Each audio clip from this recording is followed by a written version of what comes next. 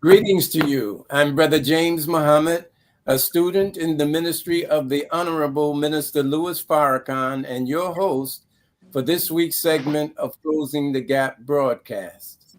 We want to welcome all of our viewing and listening audience, those of you who are regular participants in the broadcast, and hopefully there are some new first-time guests, if you will, to the broadcast. We welcome all of you by Allah's grace. And for those of you who are regular, you know that we always open the broadcast invoking the name of Allah, the Beneficent, the Merciful, the one God to whom all praise is due, the Lord of the worlds. We thank Almighty God, Allah, for his merciful and prophetic intervention in our affairs in the person of Master Fard Muhammad. And we thank him for raising from our midst his messenger, Messiah, the exalted Christ, the most honorable Elijah Muhammad, through whom we have been given our beloved and blessed Redeemer. And I refer to him as my personal Savior. The man of whom I speak is the Honorable Minister Louis Farrakhan. In their names, beloved brothers and sisters, all of you in our viewing and listening audience, we want to greet you with the greeting words of peace. We, of course, normally say, Assalamu alaikum, peace be unto you. But in this wonderful season of Ramadan, we say, Ramadan Mubarak. Ramadan Kareem. And of course, the response is Ramadan Kareem. Ramadan Mubarak, for those of you who are not familiar with the Arabic, it simply means blessed Ramadan. And the response, of course, is Ramadan Kareem, which means Ramadan is generous. We're so very happy to welcome you to this particular broadcast, a very special broadcast. And I want to thank my dear brothers who have reassembled on this panel dealing with a most important subject matter, the Muslim program. And I'll give you the exact title of it. Pardon me 1 second. I just want to make sure I get it right. The exact subject matter is the Muslim program. Why Black America needs the Muslim program now more than ever. And this is part 2 for those of you who attended our wonderful Savior's Day celebration. We had a workshop there, and that was part 1. Well, this is part 2. So I want to thank all of our panelists, our esteemed guests, which we will definitely introduce to all of you in the next few minutes. I am doubly overjoyed because we are reunited with our dear sister, Stala Muhammad, who, as you know, was not here last week, and our brother, student minister, Chad Muhammad. We're very happy that they're back with us. All praise is due to Allah. Let me turn the mic over to them. Sister Stala. Assalamu alaikum, Ramadan Mubarak. I'm so happy to once again be back with my Closing the Gap family and with our illustrious guests this evening. And as we do each and every week, for those of you who are tuning in, our viewing and listening audience, any questions that you would like to pose this evening to any of our panelists, just make sure you place your questions in the chat as we dialogue this evening, and we will strive to get through as many of your questions as possible. Thank you. Praise be to Allah. Allahu Akbar. Assalamu alaikum and Ramadan Mubarak, everybody. Ramadan Kareem. Ramadan Kareem. Ramadan Kareem. Alhamdulillah. Looking forward to this. family, it's just wonderful. It's like part 2 from Savior's Day, so looking forward to it. Praise be to All Allah. praises due to Allah. Well, once again, our guest for this evening, and I'll introduce you to all of them, is a reassembling of the esteemed panel that we were blessed to enjoy in our Savior's Day celebration workshop. So we have our dear brother Marcus, student minister Marcus Muhammad, the mayor of Benton Harbor. Welcome once again, dear brother, to the show. We look forward to engaging you. All praises due to Allah.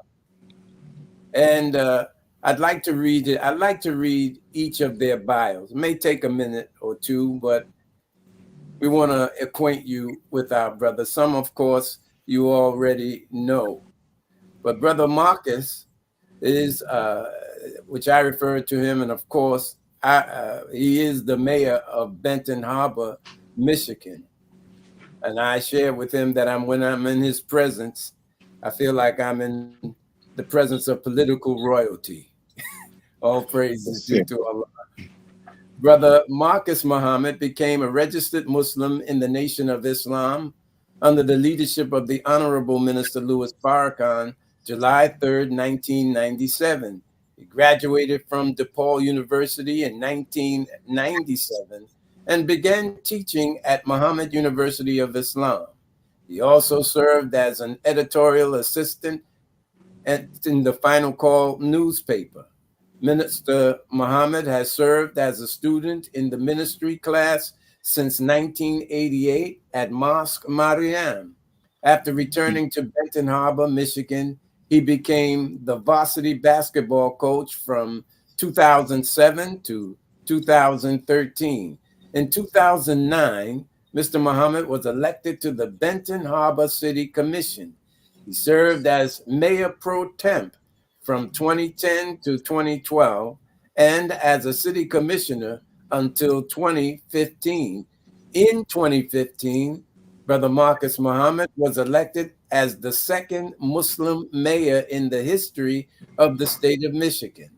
He was re-elected in 2019 and 2023. He is currently in the first year of his third term. All praises due to Allah. He's the member of the United Conference of Mayors, African American Mayors Association, and Great Lakes and St. Lawrence Cities Initiative, and chairman of the Black Mayors of Michigan, which consists of 14 cities with a combined population of approximately 330,000 Michiganders. Hope I said that right. Brother Marcus Muhammad is happily married to Sister Abiseo Muhammad, and they have been blessed with 7 children. He contributed his success to the impeccable leadership example of the Honorable Minister Louis Farrakhan. Quote, "Go as you see me go, and do as you see me do. Say it how I said it, and you will be successful." The esteemed and sage advice given to him by the Honorable Minister Louis Farrakhan, advice that we all could and should follow. These words of guidance from the Honorable Minister Louis Farrakhan have been the formula of success to navigate in the wicked arena of government and politics. Welcome, our dear brother Marcus, mayor of Benton Harbor. Assalamu alaikum, Ramadan Mubarak. Wa alaikum salam, Ramadan Kareem. All praises due to Allah. Next, we have our dear brother and professor, Reginald Muhammad. Reginald Muhammad, MA, is co-founder of the National Reparations Institute and co-author of the National Reparations Declaration. Reginald has worked in the reparations movement for more than 30 years and has published his master's thesis, quote, "The Movement to Secure Reparations for Blacks in America, an analysis of fragmented models and methodologies, end quote. He is an adjunct professor of political science at Clark Atlanta University.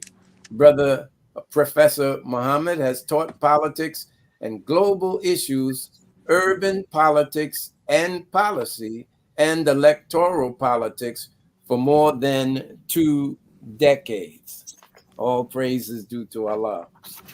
And we have our brother who we hope will join us shortly, Brother Demetric Muhammad, but I'll wait until he arrives. But all of you are familiar with our dear brother, an accomplished author and student minister of the Honorable Minister Louis Farrakhan, and a member of the distinguished research team of the Honorable Minister Louis Farrakhan. We anticipate that he will be with us shortly. I hope he's not experiencing any of the distinguished research. Okay. The next one, of course, again, not unfamiliar to this broadcast. Very happy and honored to see our dear brother, student minister and Dr. Abdul Halim Muhammad. Brother Abdul Halim Muhammad became student minister of Muhammad Mosque number 45 in Houston, Texas in 1987. In 1994, he was appointed the Southwest Regional Representative of the Honorable Minister Louis Farrakhan and the Nation of Islam for Texas, Oklahoma, Louisiana, Arkansas, and New Mexico. His ministry encompasses local jails, state, and federal correctional facilities across the U.S. Brother Minister Abdul Halim earned a master's in 2005 and a doctorate in 2016 in the field of urban planning and environmental policy at the Texas Southern University's Barbara Jordan Mickey Leland School of Public Affairs, which puts to rest that myth that Muhammad and Farrakhan only attract the meanest of the followers. According to the Quran, we have very distinguished brothers and sisters who follow the Honorable Minister Louis Farrakhan. All praise is due to Allah. Let me continue.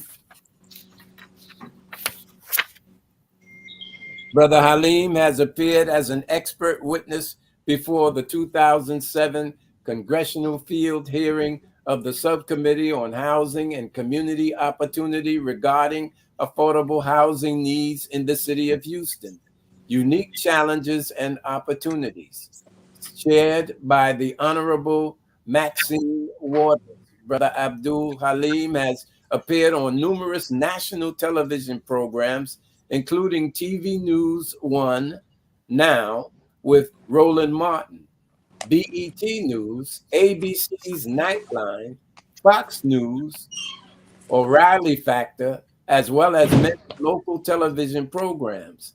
His voice can be heard on numerous hip-hop albums produced by local artists. He has received numerous civic awards and commendations. He is married. He's married and is the father of 4 sons. All praises due to Allah. That concludes our reading of their bios. And these bios by no means encompass the great contributions that our esteemed guest makes, not only to Nation of Islam and helpers of the Honorable Minister Louis Farrakhan, but to Black people and, of course, people in general, if they would but heed the words that they speak. Welcome, welcome, Brother Minister Dr. Halim Muhammad, to the show once again. Assalamu alaikum, Ramadan Mubarak. Wa alaikum salam, Ramadan Kareem. All praises due to Allah. Now, I need to ask our producer, if you could, sis, if you could reach out to Brother Student Minister Demetric, make sure that he's not having difficulty to come on. Praise be to Allah. I pray everything is all right with our brother. But let's get started. All right. Everybody all right? Yes, sir. All right. Praise be to Allah. Brother Minister Halim, you know, your camera is set just a little far from your beautiful face, man. I can't see. I can't. Bring it a little closer. There we go. We don't want to deprive the audience of that beautiful visage. All praises due to Allah. Thank you. Let's begin with our brother Reginald. I'd like to pose the question, please explain, as I was reading this wonderful book that you have authored entitled The National Reparations Declaration, would you please explain the collective culture, model, and methodology for your framework of reparations, knowing that the word reparations and concept is on the lips of many. But what is unique about the framework, methodology, and model and culture of what you are offering? Brother James, thank you. First and foremost, let me open up in the name of Allah, the Beneficent, Merciful. I bear witness to, regardless of land, language, or location, there is but one God, and I further bear witness to all of the prophets.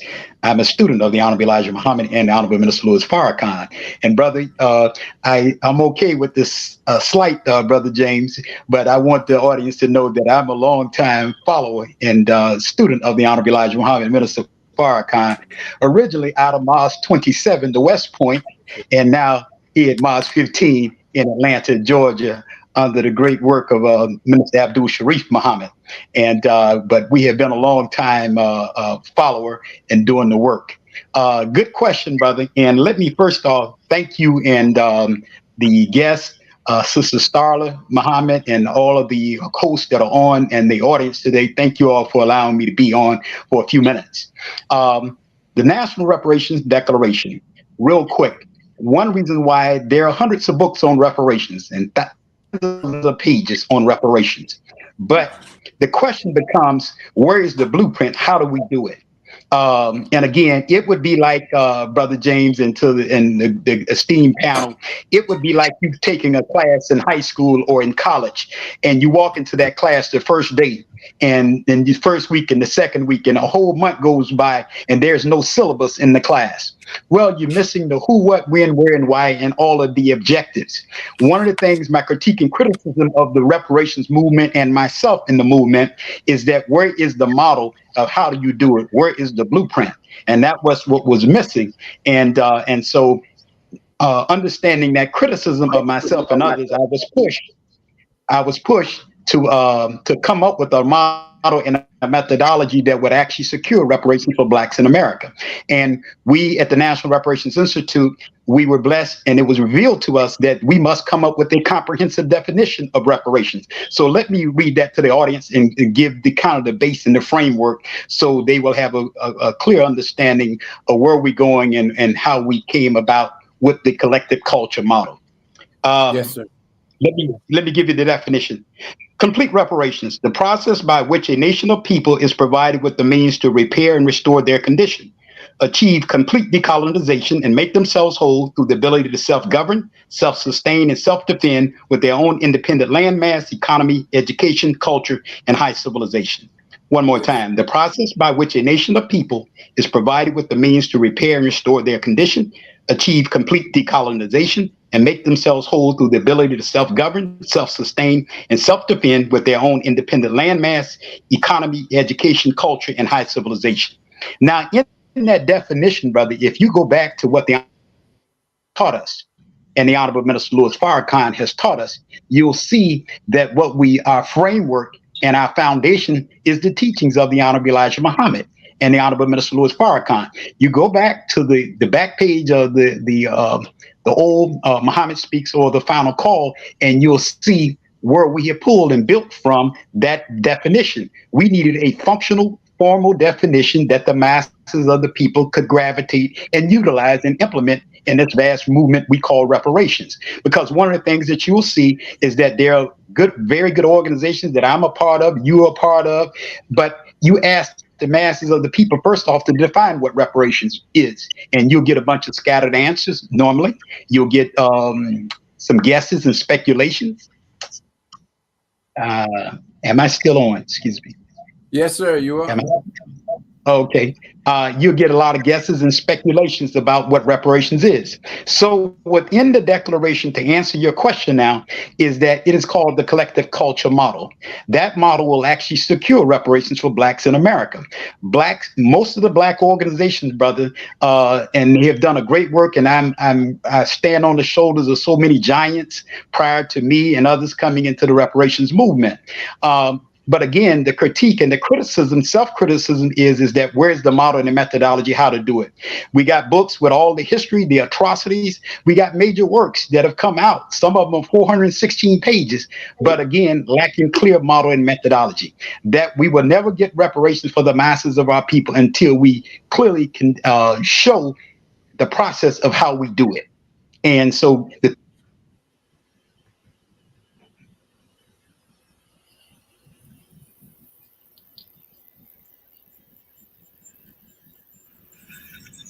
I believe he got frozen. Yes, pardon us out there in the viewing and listening audience.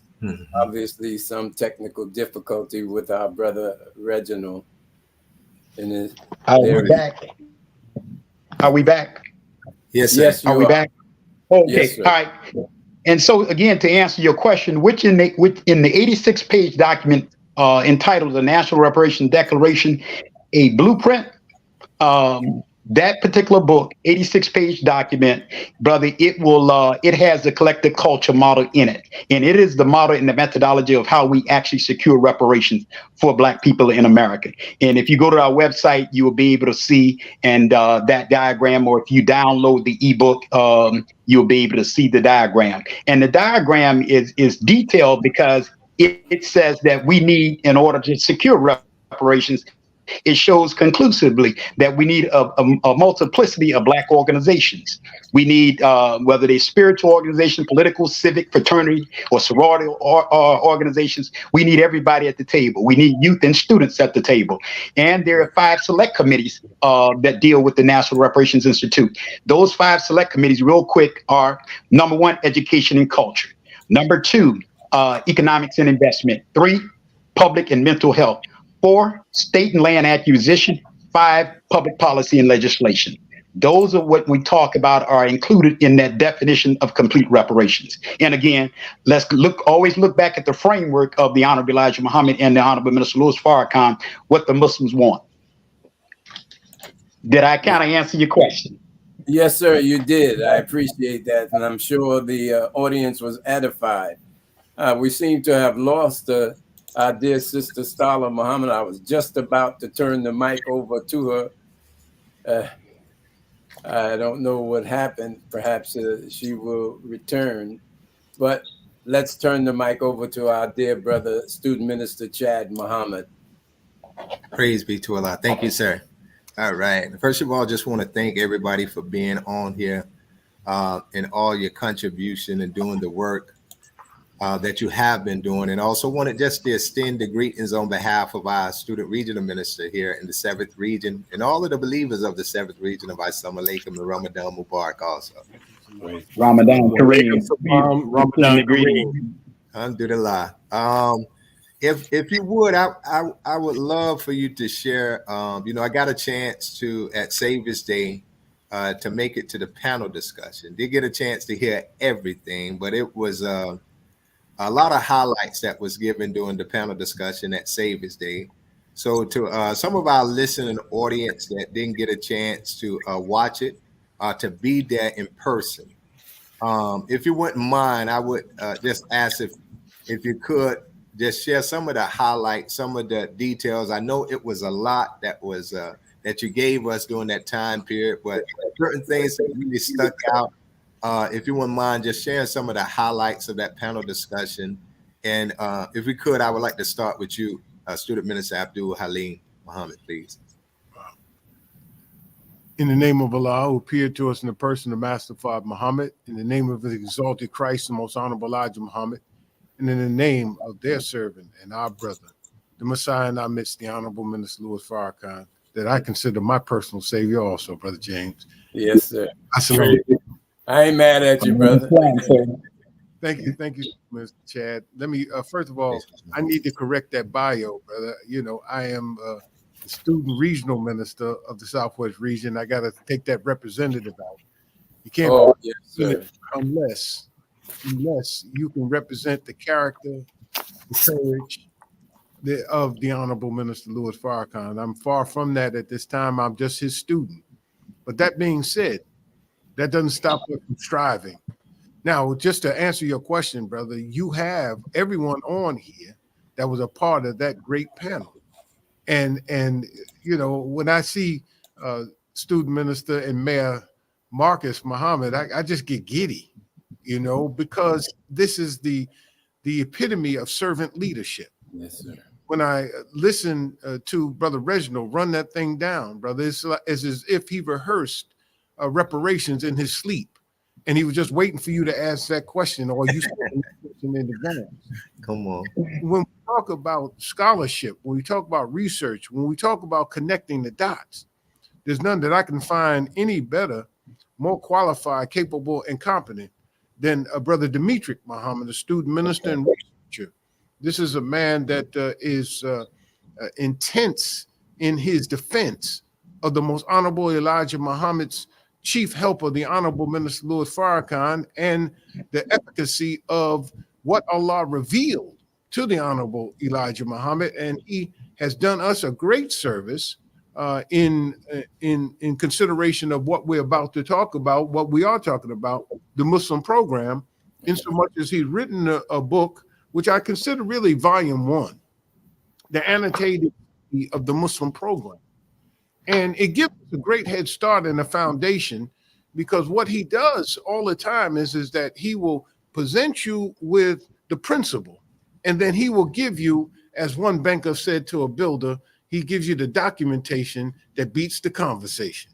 So we can talk if you want to, but he will back it up with the words, the deeds, the documents of people. So if I could, Brother Student Minister Chad, Sister Starla, Brother Minister James, Brother Student Minister James, it just really was a thing that came together, and it was very organic, because initially we really didn't put in, or I can't say Brother Demetric didn't put in a proposal at Savior's Day, but someone had his book and they saw it on the desk. They said, well, the Muslim program, oh, we need to have that on there. So like a good man that can call an audible at the line, he got up to the line.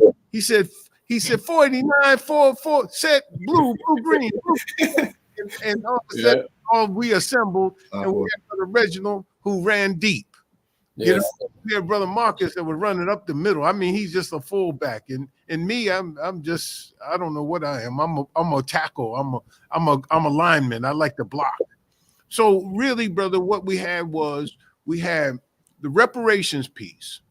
We had the whole quilt of the Muslim program, right? And then we had Brother Marcus, who is an example of what we can do that proves what the Honorable Elijah Muhammad asked the question: do we have the qualified men and women for self-government? He answered the question, yes. And Brother Marcus is absolute proof of it. I mean, he's come through the fire. You know, they tried to tar and feather him up there. He was in a city. If you think about all of the urban areas, now you're going to get me started. You think about all the urban areas in which the tax base actually left, leaving the infrastructure because of the lack of taxes, leaving the infrastructure, having in some cases a hostile state government against the municipalities, and particularly those who were peopled by people of color or poor people. And here is a man that coming into his third term, he's replaced all of the lead pipe, just about all the lead pipes in his city. He's bringing back manufacturing, bringing back jobs. He is governing. He is repairing streets, and he is bringing back the spirit of Benton Harbor, of the high school and the school system and things. And he's had people to try to recall him and all kind of stuff. but he has survived all of that and continues not to be one like our teacher. He is one who has not been one who seeks revenge. In politics, man, when you think about Machiavelli, you think about revenge, but he has not been that. He has been like our teacher. He has turned the other cheek, and he has moved on because there's a greater good involved. So, Brother Chad, I don't know if I answer your question, but I can say this much. We laid the basis of what I believe will come after these 3 years of trial we have to go through. Yeah. So ultimately, we're going to wind up governing ourselves because as some of these civil rights and academicians have said, Brother Reginald, we're in the third Reconstruction. The third, Absolutely. right? After 12 years, we had 12-year period after so-called emancipation. And then we had the compromise of February 26, 1877, and then the century of Jim Crow. And then we had the civil rights movement. If you post World War II, kind of the passage of the 1964 Civil Rights Act, 65 Voting Rights Act, 68 Fair Housing Act, the Kerner Commission report of 1968. You had all of that. And then they said the third Reconstruction, of course, is Obama. But we're looking at the blowback in the election of Donald J. Trump. And now we're seeing that Mr. Biden is fighting for his political life as we move forward. So the point of the matter is that we're in the third Reconstruction. Hell, can't we learn from the first two what not to do? And so I turn it back over to you, brother. Praise be to God. Well, we're going to turn it over to our dear sister. I was about to turn it over to you before you had, for whatever reason, departed. We want to turn it right over to you, Sister Starla. Praise be to Allah. My apologies, had some technical difficulties. Good to be back once again with my Closing the Gap family. I wanted to start off with you, Student Minister Demetric Muhammad. If you can just share a little bit about your release delving into the Muslim program, in the annotations, and just the process that you went through to bring this book to fruition, and the importance of us, not only those of us within the Nation of Islam, but those who may not be registered members of the Nation of Islam, to be able to find out more about the Muslim program and to learn more about what those Honorable Elijah Muhammad has given us as a blueprint. Can you kind of talk about the process of birthing that book? Thank you so much, dear Sister Starla, for your question. We are very thankful and grateful to Almighty God Allah, who appeared to us in the divine person of Master Fard Muhammad. We thank him for his coming, and we thank him for his wise choice of the Most Honorable Elijah Muhammad and the Honorable Minister Louis Farrakhan to serve really as two messiahs among us, purposed for our liberation and deliverance. Yes. We were inspired several years ago by the Honorable Minister Louis Farrakhan during the preparatory period for 10-10-15. And 10-10-15, that great gathering in Washington, D.C., was a great monumental experience where once again the world was called to witness the magnificent and transformative ministry of the Honorable Minister Louis Farrakhan. And during that message, the minister talked about the program and the position of the Most Honorable Elijah Muhammad. And he laid great emphasis on the program and the position of the Most Honorable Elijah Muhammad. And it was during that time that we had the thought and began to develop an idea that we should devote a study to the Muslim program of the Most Honorable Elijah Muhammad, and to give this so-called modern generation an opportunity to review what the Most Honorable Elijah Muhammad offered to his beloved people,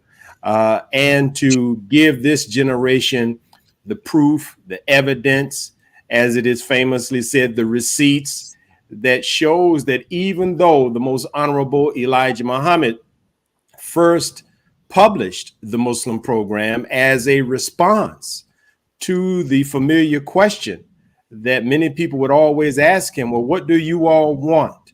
What do you all believe? And so since he was getting that question or those questions so much, he saw fit to publish the answers for the world to see in the early 1960s inside the Muhammad Speaks newspaper. I believe it was 1963. And we wanted to show this generation of brothers and sisters who are awakening, who are being resurrected from a period of sleep and slumber, those who during the period of time of the murder of our brother Mike Brown and our sister Sandra Bland and our brother Eric Garner, and there were so many that were cases where our people were awakening to the truth that America had not reached a post-racial period. And so as that mass of people began to have their eyes come open, our beloved Minister Messiah presented once again for their consideration to take another look, the Muslim program of the Most Honorable Elijah Muhammad. We did not get the opportunity to flesh out that thought at that time, and we kind of shelved it to attend to more urgent, pressing projects. But it was in November of last year when the Honorable Minister Louis Farrakhan was speaking for Brother Siddiqui Cambone and all of those who are with him of the Nubian Leadership Circle via national and international webcast, that the minister said very succinctly and very beautifully that you all beautiful, conscientious brothers and sisters who have come together to form the Nubian Leadership Circle, I would like to offer for your consideration the Muslim program of the Most Honorable Elijah Muhammad. And I think we may have a video clip that we can play at some point during tonight's program where the minister made an appeal, and I was quite frankly rather struck by the appeal because of the wording that our beloved minister used. You don't often hear a man like Minister Farrakhan use what might be considered colloquial or common language that we might use when we say, hey, brother, can you do me a favor? Hey, sister, can you do me a favor? The minister, I've never heard him use that language before, but in the message to the Nubian Leadership Circle, he said to all of us who were watching, I want you to do me a favor. And if you love the minister, you know your antenna goes up to see what it is that he needs, perchance that you could satisfy that need. And when he said that I want you all to study the Muslim program, and then he continued and he said, I want you to study each word. And then he said, I want you to see if it doesn't make sense.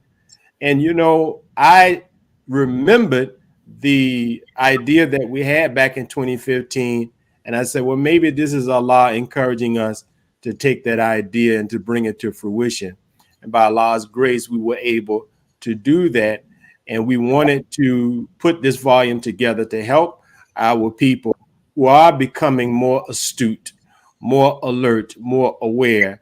I am guarded against using the term woke because there are political interests that have commandeered that term that has its origination in the Black community and our struggle for liberation. So I'll use the spiritual term, which I think, quite frankly, is a much better term, and that is the resurrection, because that which is widely accused of as being the awakening is really a part of what the Bible and the Quran refers to as the resurrection of the dead. So those that are becoming resurrected, and in large part due to the growing influence of the Honorable Minister Louis Farrakhan, we would like for them to take the Muslim program, to be able to study it, to be able to examine it, to be able to parse the language that is used.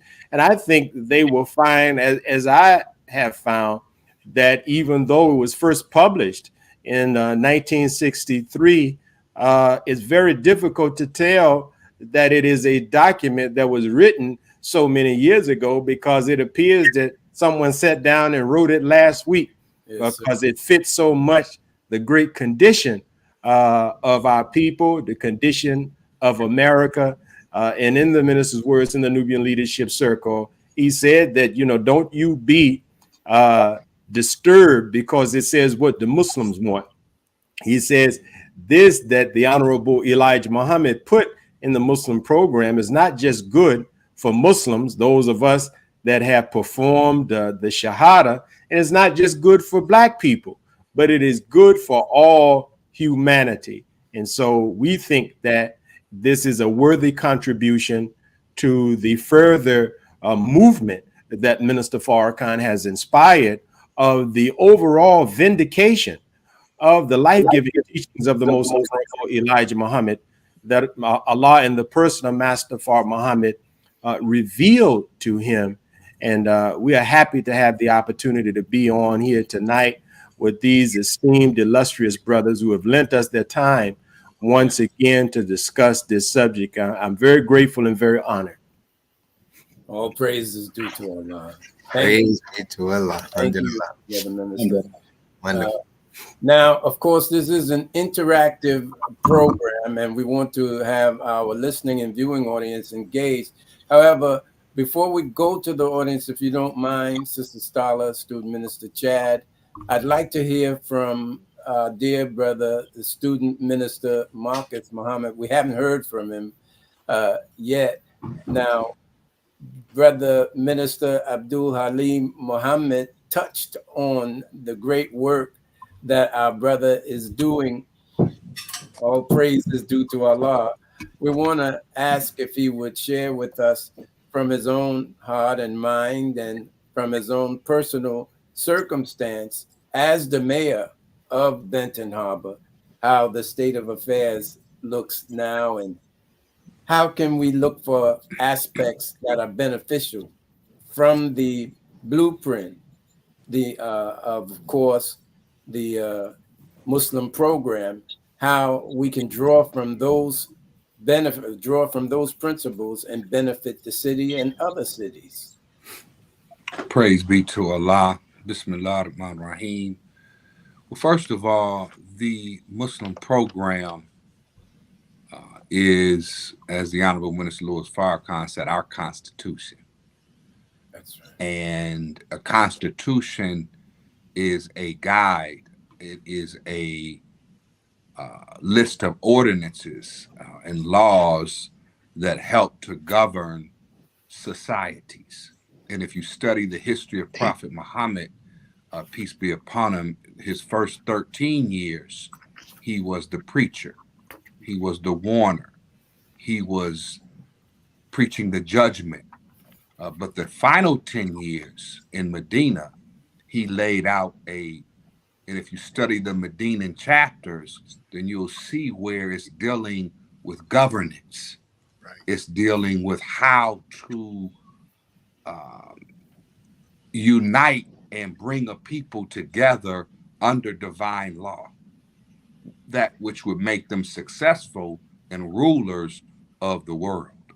So I think that the Muslim program was given to us in that vein and in that spirit, and it has served as the document that I have used.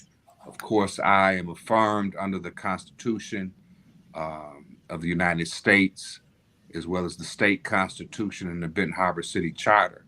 But the Muslim program in no way conflicts nor contradicts the words in those documents. In fact, it inspires and it has led me to try and make those words flesh. The Honorable Minister Louis Farrakhan said that the Constitution, he believed, came from God, but it came through men. And the problem is not that the words are not good, but the character of those who administer the law or the words on paper is bankrupt, which is why we see dissatisfaction and we see government collapsing and systems collapsing. And the Muslim program is still here to serve as an example, a template, and a manifesto to bring in a new government and a new world. All praises to Allah. Thank you, dear brother. And now let's go to our viewing and listening audience. Absolutely. Let's do it. We're going to start with this first question that was posed to us by the sweet communications. Assalamu alaikum. How long are we going to turn the other cheek? How long are we going to wait for reparations? We need land, resource, mineral, stated on the Muslim program.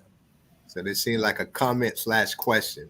And along with that, I know sometimes, dear family, this have been around in our Muslim program for a while now. And some people think that the idea of point number 4 about our slave masters to furnish for us land for 20 to 25 years, to give us the necessities that's needed to make it fertile, mineral rich, and everything. So when it comes to things like this, a lot of times that people may see this as this is far-fetched. Why would we even think something like this?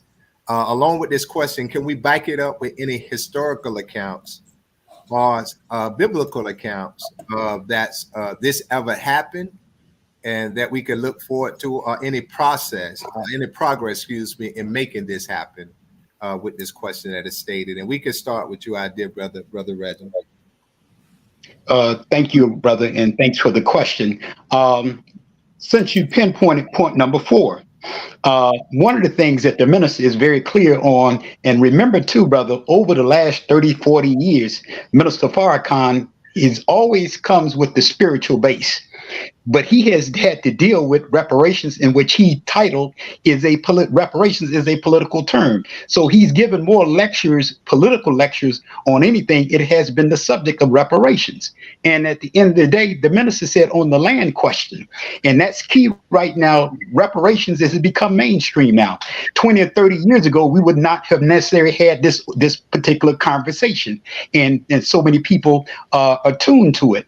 At the international level, state and local level. Right now, the continent of Africa just had a international reparations conference for the first time. The African Union has finally jumped on board.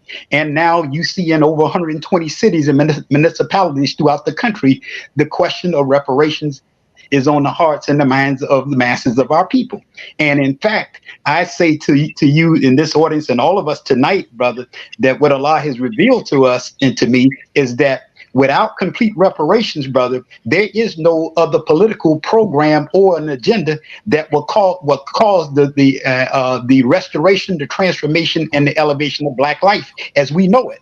And we're talking about from a spiritual, economic, political, or social or cultural standpoint. If it's not complete reparations, brother, it'll end up being remnants and rations, but it will never elevate the people. If we say that we have a homeless problem in Black America, and right now we know that we have over 300,000 Black people in America that are homeless, how do you bring that, eradicate that problem? If you say that we have a poverty,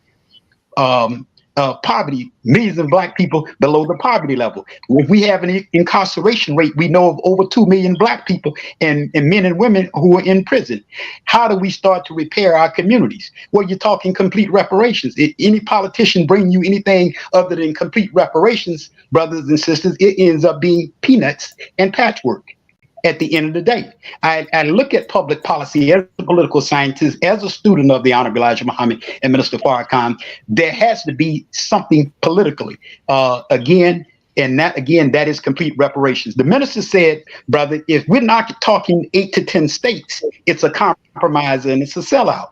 And one of the things that you see with the Black segment of the Black bourgeois sector who have jumped on the reparations bandwagon in the last 5 to 10 years or less, what you'll see is they're talking about closing the wealth gap. But what they leave out of the question is the land question. Freedom and justice and equality is about land. And at the end of the day, how are you talking about that which is going to be sustainable and successful for the remainder of the 21st century? That's complete reparations. Don't let any politician, any leader, anybody bring you anything other than that. Just voting is not going to get it.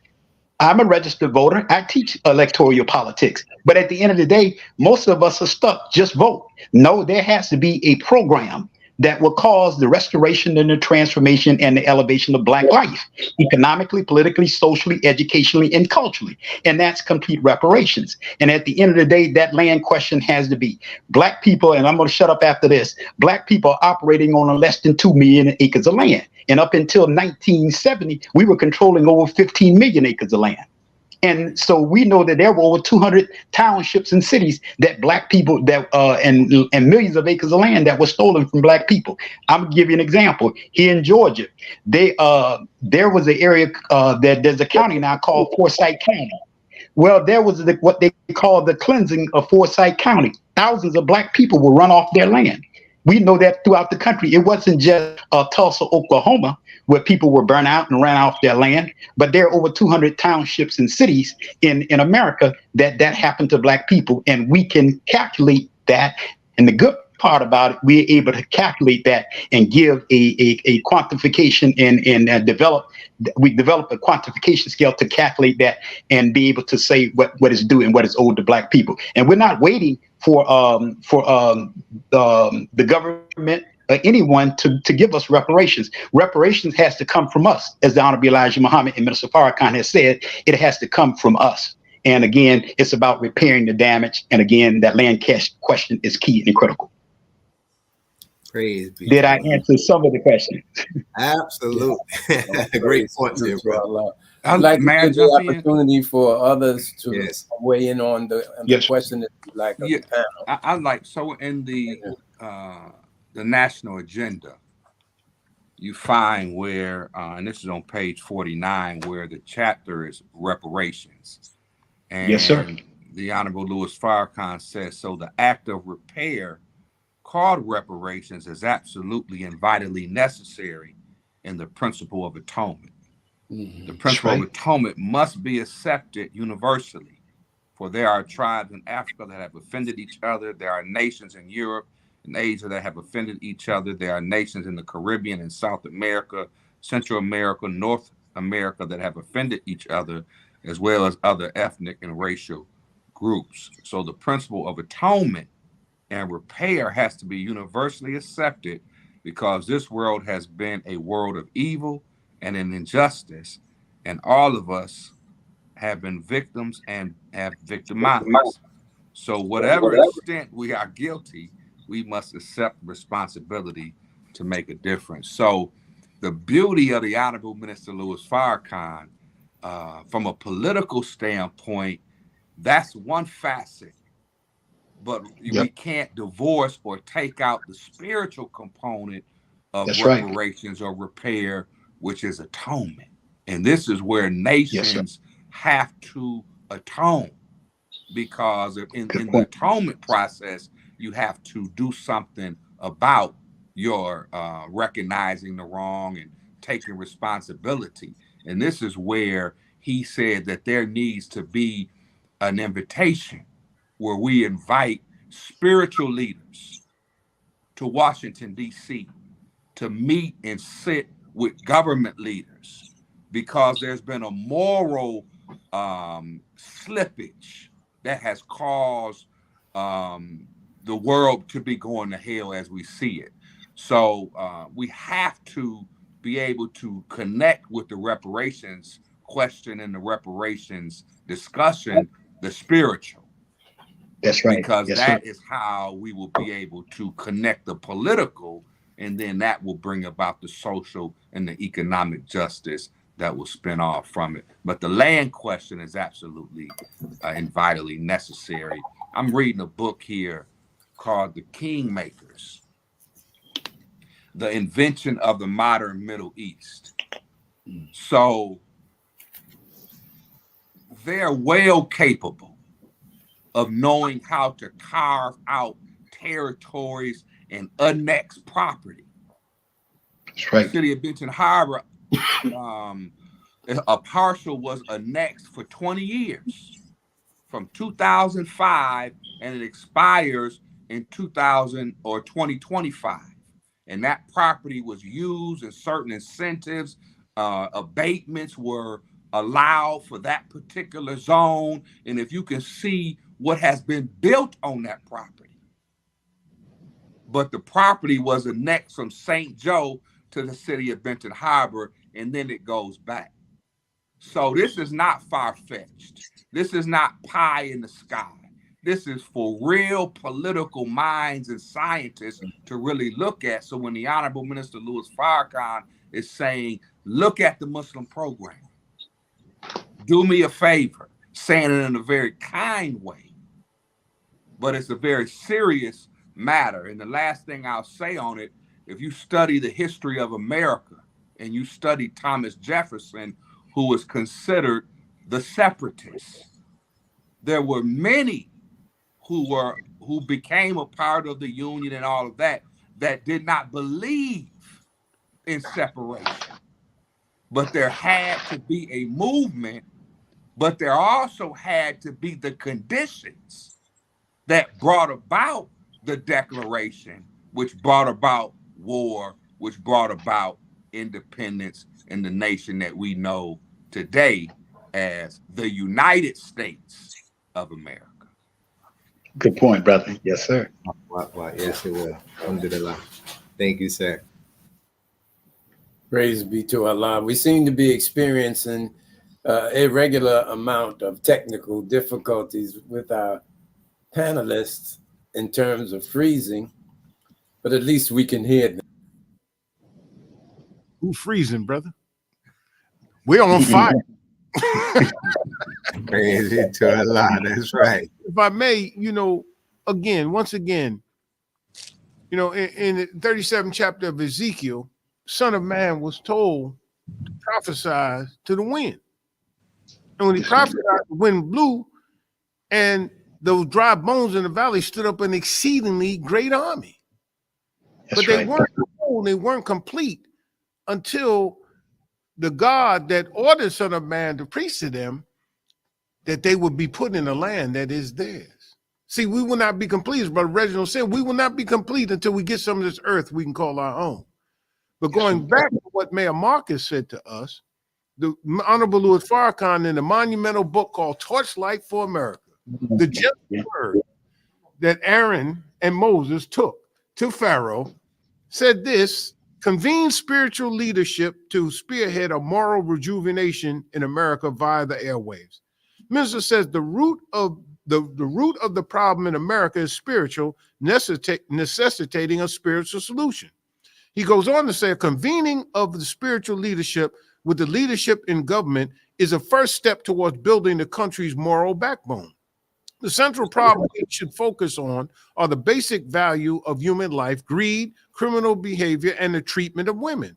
It is mistreatment of women that is the first act of criminal behavior in the society. So when you look at that, remember in Closing the Gap, the Honorable, is that the name of this show? Oh, yeah. Closing the Gap, that's right. Sir, absolutely. For America, but subliminally, he wrote it for the Nation of Islam. It has a double meaning, that we may escape those things that the minister is put in the Torchlight for America, which is hiding the light and greed and leadership state of mind. He laid out how to rebuild the economy, how to fix the public school system, right?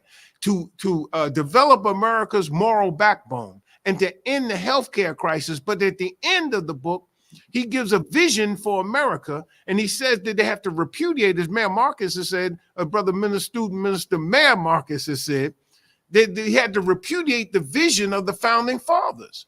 Yeah, beautiful words. We hold these truths to be self-evident, that all men are created equal, that they're endowed with their creator with certain inalienable rights, that among these being life, liberty, and the pursuit of happiness, yet they held millions of us in chains. That's right. And the very people that influenced Thomas Jefferson, George Mason, at the Constitutional Convention, George Mason was the largest slave owner there, but he condemned the deal that they cut. There was many compromises made at the Constitutional Convention. And ultimately, even those who were against slavery compromised for what they consider a greater good, which was the union of those 13 colonies, those 13 states that were held together with the Articles of Confederation that simply didn't work because it required unanimity among them in order to pass tax laws and to do international affairs and trade. It just didn't work. And going back to what Mayor Marcus is saying, the initial request of the colonists after the things that took place, the Tea Act, and whatnot, the Tea Act wasn't so much about them being angry about being taxed for tea. It was the fact that the Tea Act was passed to protect the monarchs or the crown's monopoly in the tea, because they were getting their tea from the Dutch and it was cheaper. But when they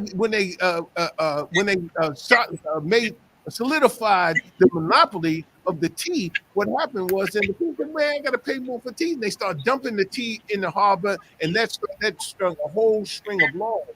But initially, what they wanted was they gave them a bill of grievances or acts of grievances, and what they were questioning in terms of the rights according to the English Constitution. Then what happened was they had what's called the Articles of Association, where they were going to boycott. They were going to, but sounds like upward Jesus and downward Santa. They were going to boycott, right, British goods. They weren't going to import them. They weren't going to export to them. And anybody that was selling them, they would confiscate those goods and give them back their principal that they paid to take the profits to do that. And after a while, it ended, and then it wound up with independence, led to, of course, war, and then eventually independence. The bottom line is this, brothers and sisters. The Honorable Minister Louis Farrakhan, one of the winds that started blowing was, and Minister Farrakhan pointed out to us in that unraveling of a great nation what is taking place, what we're watching right now. Mr. Farrakhan said in Torchlight for America that partisanship would be the death of America. And right now we're seeing this partisan divide, man, and we're seeing a regional divide. We're seeing along the lane of color, of class, all of these things, sexism, all these things are taking place right now that the minister gave them a gentle word and tried to prevent. The last thing I'm saying right now, the consequence or the price paid for ignoring Torchlight for America is the unraveling of the nation. And last point is this: as we talk about, is it possible? Is this pie in the sky?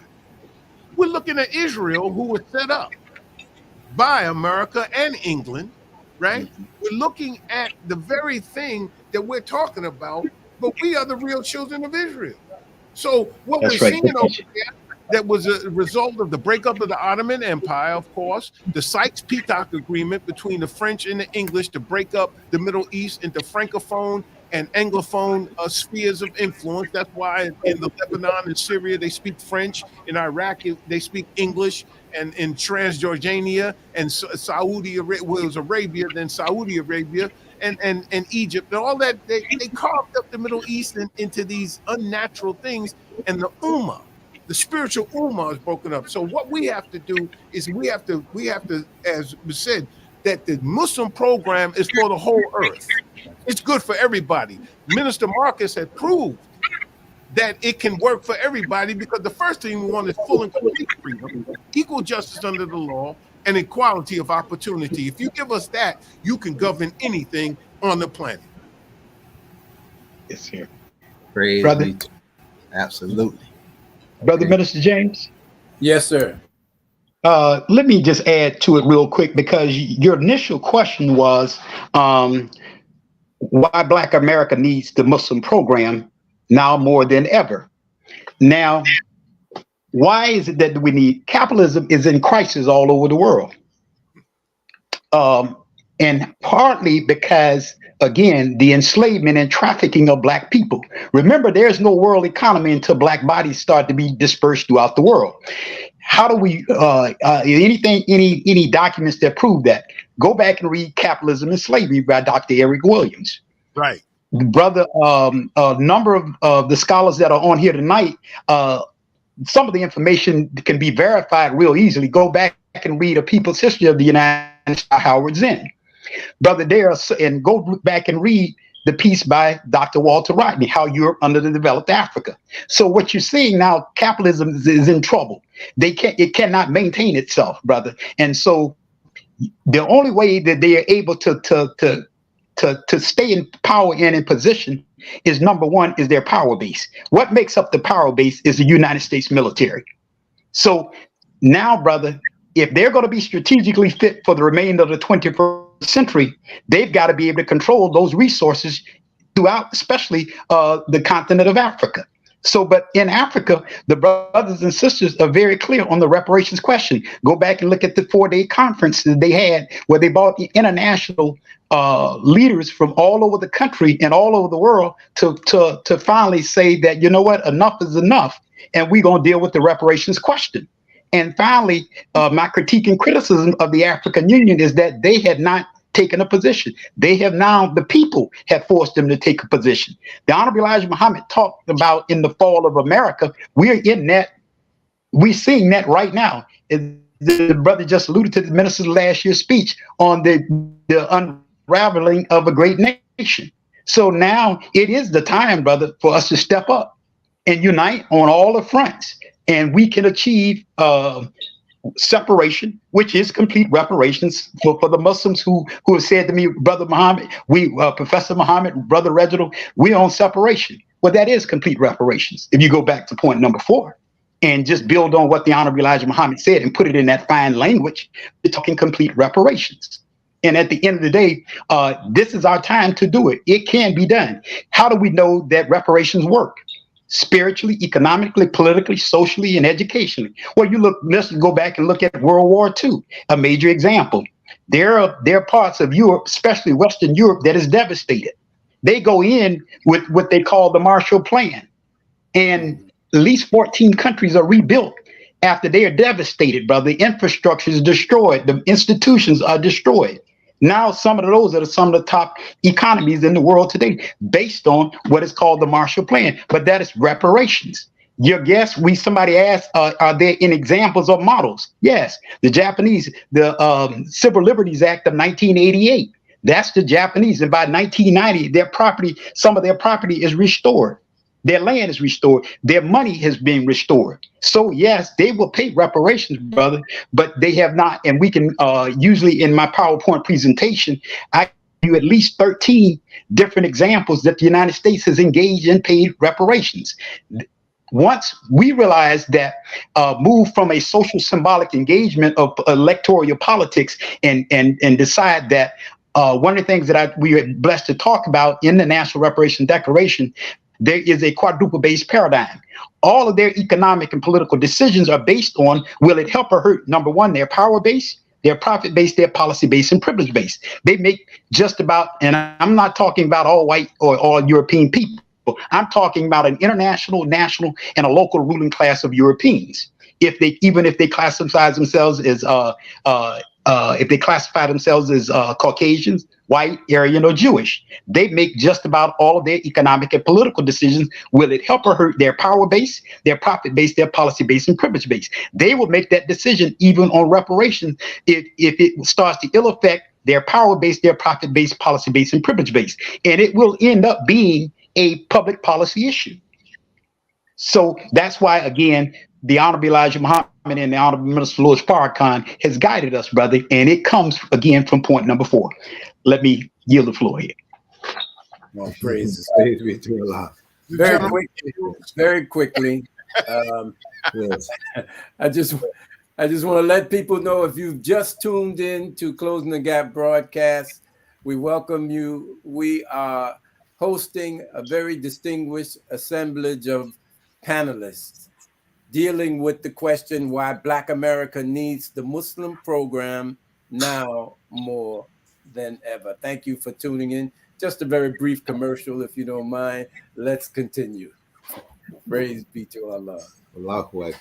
Yes. Hey, Brother James, did you hear about Terrence Howard, the actor, having to pay nearly $1 million in taxes? And he said, man, Black people shouldn't have to pay taxes.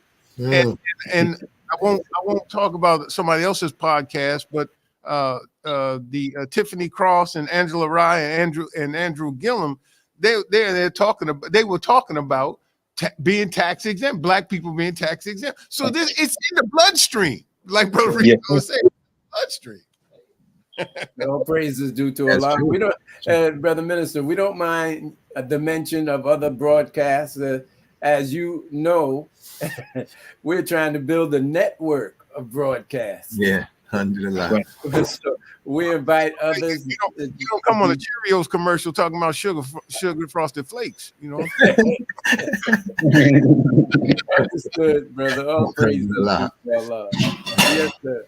Let's continue. I know we have more questions from the viewing and listening audience. Sister Yes, Starla? sir. Yes, sir. I would like to read briefly, Brother Minister Halim, you touched on it a bit, but I'd like to quote briefly from the Honorable Minister Louis Farrakhan when he addressed the Nubian Leadership Circle in October, speaking about the Muslim program. And the minister said, quote, "Sisters and brothers, go to the back page of this, the Final Call newspaper, and you will see the Muslim program, what the Muslims want, and what the Muslims believe. I want each of you to study the program that Allah gave to the Honorable Elijah Muhammad for all of us. It's not just for Black, it's not just for Brown, it's not just for Muslims, it's for every human being." And with that quote, I would like to bring up this question from our brother, student minister Tony Muhammad down in Miami, who asked the question. He says, "Assalamu alaikum and Ramadan Mubarak to all of you. The Muslim program is a universal document and declaration. Can you give examples of how it applies to our brothers and sisters living in the Caribbean, Central and South America, and Mexico, and their condition?" Just take the first three. We want freedom, full and complete freedom. Isn't that what they want? Do you know there's been over 86 military interventions in Central South America and the Caribbean, the turn of the 19th century, under the doctrines of the Monroe Doctrine and, of course, Manifest Destiny, if you will. What has happened? So we need full and complete freedom.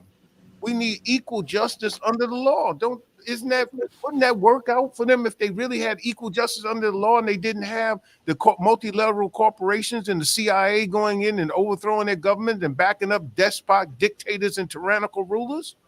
Don't they want equality of opportunity? If a man works, shouldn't he eat? Shouldn't he receive the benefits of his work? Must we have cheap labor? And because of the destabilization of Central South America and the Caribbean and parts of Africa and Asia, this is what is at the American southern border. You reaping what you're sowing. You can't go down there and go into Venezuela that has just as much oil as Saudi Arabia or these other places and destabilize the government and then don't expect the people to come here. So we have to understand that what America is reaping is what she has sown. So, Brother Tony, yes, brother, you just take the first three. And then if we go into point number 4, isn't it really about land? There's so much land down there. When the minister went down there and he met with, who was that, Brother Demetric? He met with that religious community that's like Mormons. The Mennonites. He went down to the Mennonites, and Mennonites just went in there and with no education, little or no education, and we literally are providing all of the food for the people in that country. So if you just take the program of the Honorable Elijah Muhammad of education and letting the real people that love them teach them in education, if they would honor and respect and protect their woman, as is talks about in our belief programs, if we would give up militarism, the three evils that Dr. King talked about, racism, poverty, and militarism, if we do those things, you can find that in the Muslim program, and stop spending money on arms and guns and whatnot, and do a little butter down there. You know, we wouldn't have that problem. See, America wants to build a wall instead of building a bridge. And that's the problem. I'm sorry. It's a good That's point. all right, Brother Minister. Yes, sir. If I could just, may I add, Go ahead, Brother Minister. The Muslim program, some of our Muslim scholars or other Muslims were saying why which is definitive. And then we also should be reminded that Prophet Muhammad said that we are not a Muslim until we want for our brother what we want for ourselves. And the Most Honorable Elijah Muhammad said we need a Muslim politician. That's right. Yes, he did. And I think that it's time that we really look at that. Yes, sir. I've shared this before. The Honorable Minister Louis Farrakhan had asked me, he said, brother, have you ever thought about being the mayor of Benton Harbor? And he put that seed in 2009. I don't know what he saw or what he had in mind when he asked me. He just said, brother, if you decide to, that he and the whole nation would back me up. And that said to me that there's great importance there. I was in a position to where I could have gone to India. And he said, well, brother, he said, you know, some of my greatest enemies are in India and in China. He said, so I don't like the sound of that. He said, but you pray on it, get back with me. And, you know, he said some other things, but I said, if you don't feel good about it, it's a wrap. I don't need to pray on anything. That's right. But he had said to me, he said, brother, you have to see your value. He said, how many ministers do I have? And I said, hundreds. And he said, how many mayors do I have? And he said, one. He said, so you have to see your value, brother. And I'm just saying that to say for those who are on and watching, not to make anything of myself, but it's the value of us getting into the arena. If you study guide number 16, where he talks about how Master Fard Muhammad would be at the forefront, he and the Most Honorable Elijah Muhammad, of a universal change. And he talked about the purpose of the mosque, and I'm going to read it. He said, the mosque to us is as a home is to a family. It is the nurturing ground for virtue, character, the implantation of proper values, and the molding of a righteous character. For what purpose?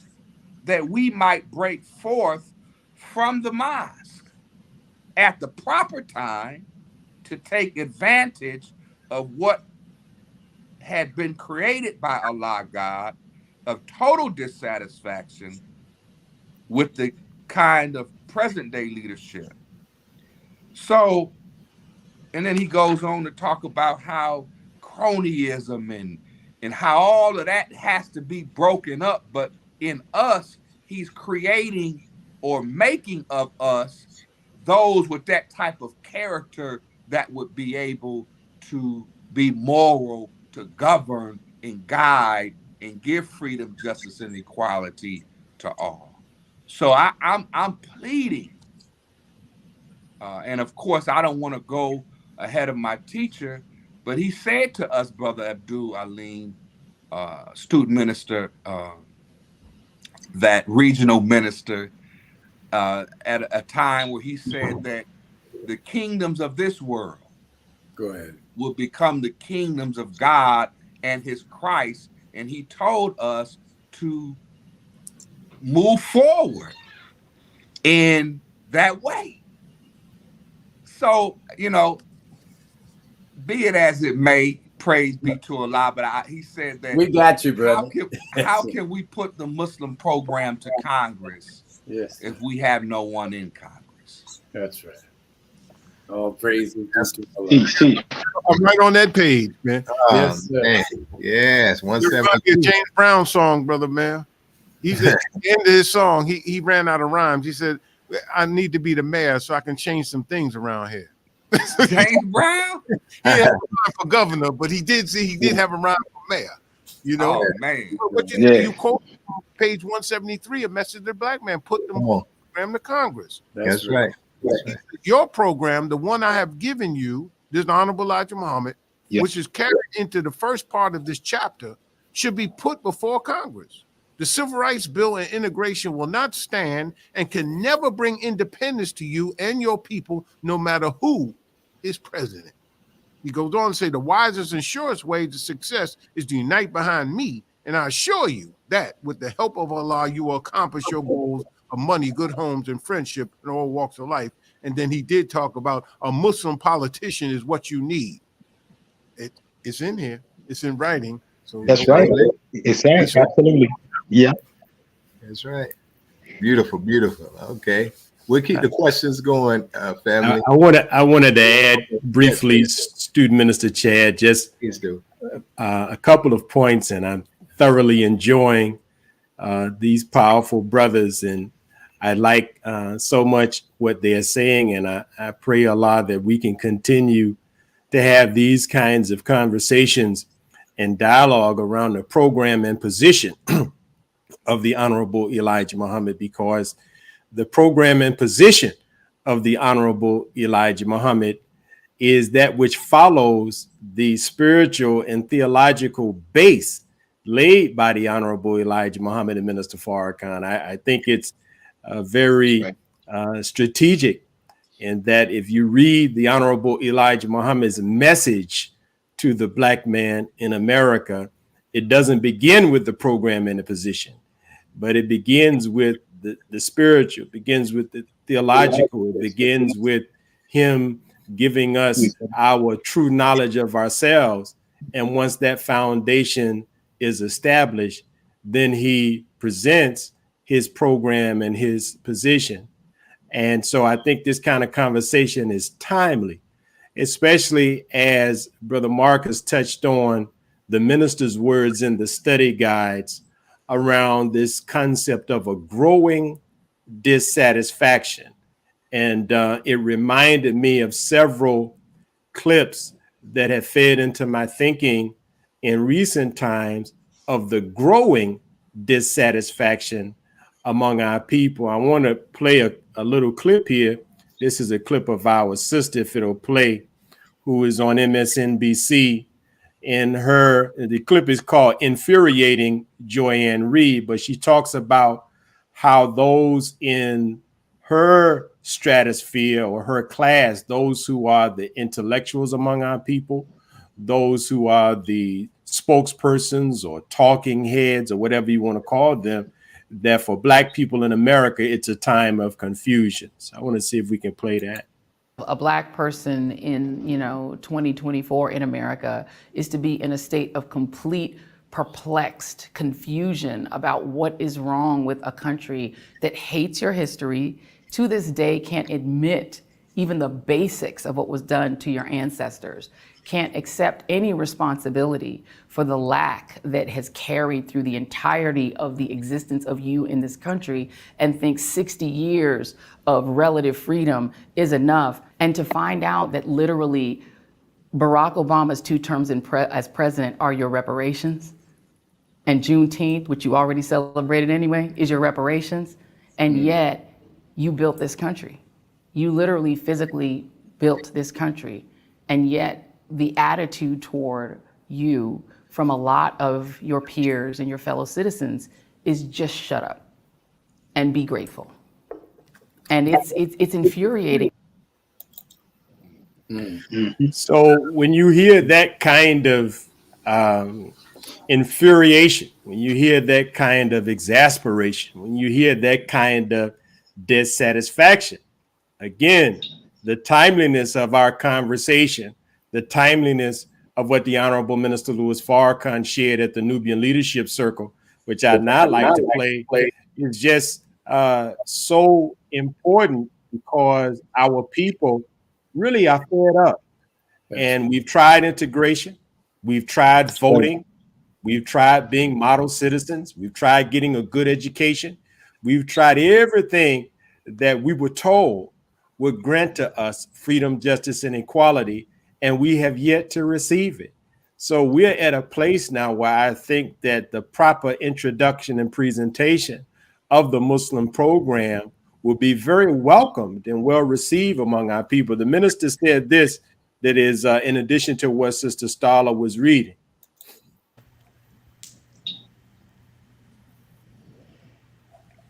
I want you to do me a favor. Just take the paper, get it. I give it to you. But I want you to take this paper, get to the back page, and it says what the Muslims want. I want each of you to study a program that Allah gave to the Honorable Elijah Muhammad for all of us. Yes, sir. It's not just for black, it's not just for brown, it's not just for Muslims, it's for every human being. Man, beautiful.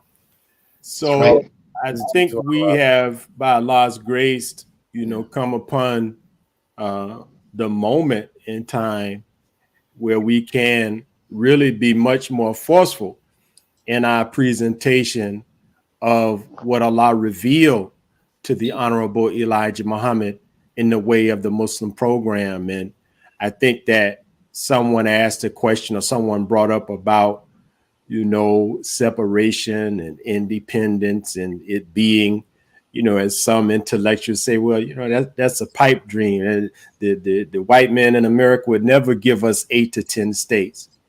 And I think that one of the things that makes the Honorable Elijah Muhammad's program so important, and we talked about this a little bit in the workshop, is that the Muslim program exists really as the first time Black people in America have put forward, without the intervention of white liberals, white intellectuals, as advisors, strategists, or contributors, or members of the board of directors, the first time that Black people have said, this is what we want.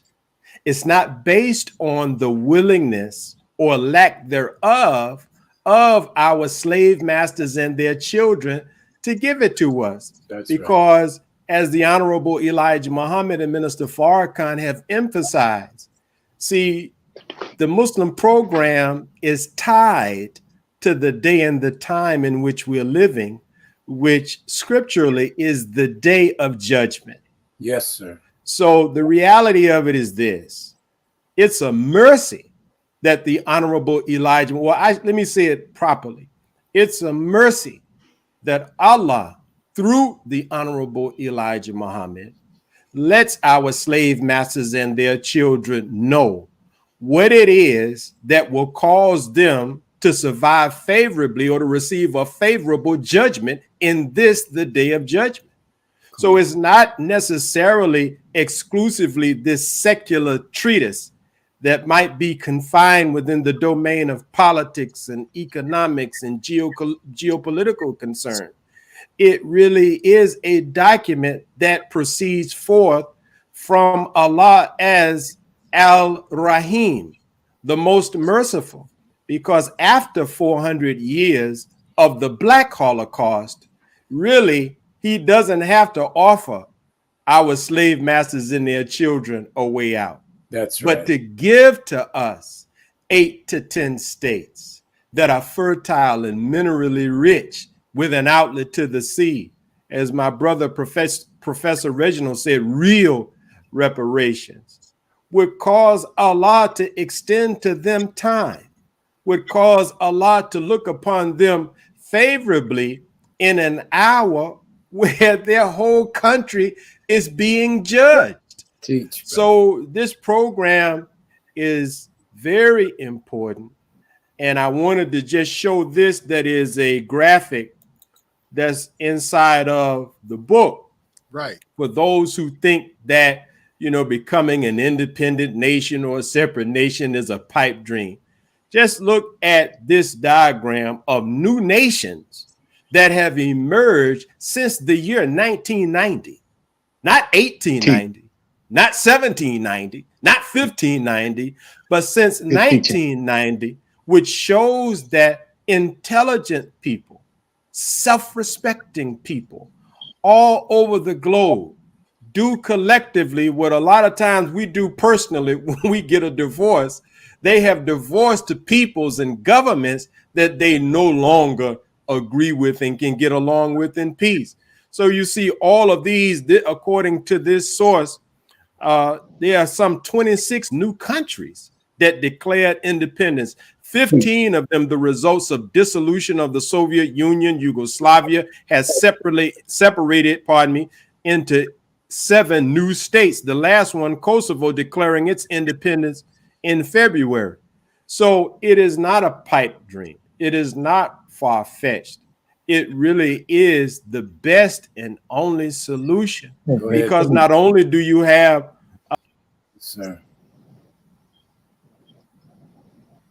not only do you have our sister Joyanne Reed, I took myself off the stage. I was trying to take the graphic off the stage. But not only do you have our sister, like Sister Joyanne Reed, lamenting the current crisis among our people, but you also have brothers like Professor Eddie Glaude, a very intelligent brother, strong brother, talking about what's currently taking place with the removal of DEI programs, diversity, equity, and inclusions.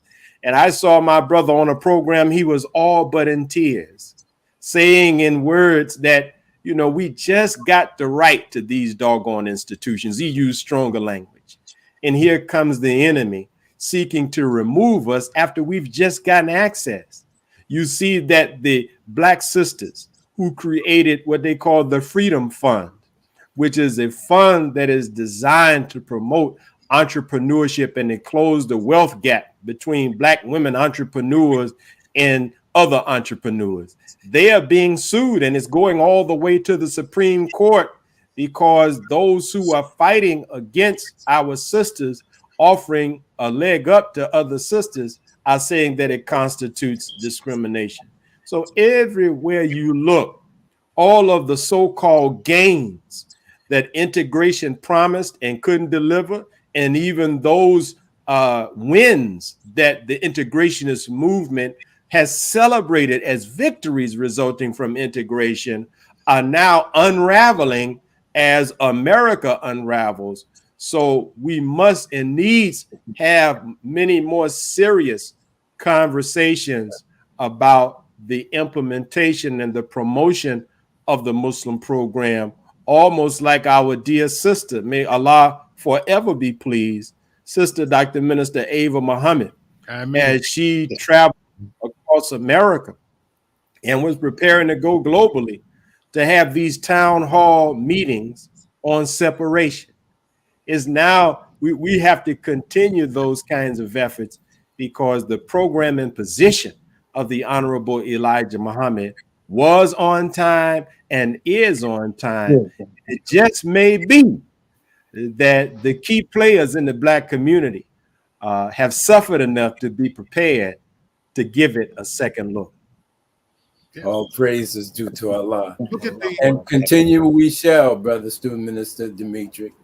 Just a quick note. Look at the State of Black America report that is in the of the Urban League. This is the anniversary of the Civil Rights Act, and they basically said, everything we gained is being taken away. So we've got to really get serious, sober, and sane about this situation. And as Brother Reginald and others have said, this is no pie in the sky. This is real. That's right. For not only for our to sustain ourselves, but if we're going to thrive, we got to first survive. And in that day, our righteousness will sustain us. So we got to be spiritual, we got to be right and correct. And then we got everything we need. We got a flag, we got a constitution, we got a structure, we got the Muhammad economic blueprint, we've got an educational paradigm for the 21st century. We have everything we need. Mr. Farrakhan has laid it out, bringing us the program of the Honorable Elijah Muhammad by enucleating and lighting up and breaking it apart so that we could see the light of it. And we just got to make it through this dark time. But when we come out this time tunnel, brothers and sisters, we need to be ready to take this thing to the next phase. Brother, can I add a point to what Brother Minister just talked about? Brother, he's talking about the Urban League's 2020 report, The State of Black America. And what they're showing in that report, brother, it would take them, the programs that they have in place now, it would take them 182 years, according to Mark Morrell, the president of the Urban League. It would take them, based on the Equality Index, it would take America and its corporations and those who owe us, if something is not done, it would take 182 years to repair the damage and close the wealth gap in Black and white America. That's based on the Equality Index. So only again, and remember what the minister in 2015, Chicago State University, the minister said, and now we've got to be accountable for our generation and leave our children and our grandchildren a future. And the future is reparatory justice. That's the Honorable Minister Louis Farrakhan, 2015, at Chicago State University at the reparations conference where Dr. Henry Beckles and others were there. And he was very clear. He only spoke for maybe 20 minutes, but he was very clear and concise of what was instructed and what was needed at this point in time if we're going to finally cause the restoration and the transformation of elevation of Black life, spiritually, economically, politically, educationally, and culturally.